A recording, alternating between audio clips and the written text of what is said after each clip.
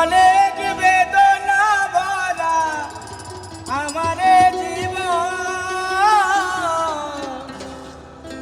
আমি আর ব্যথা পেতে চাই না।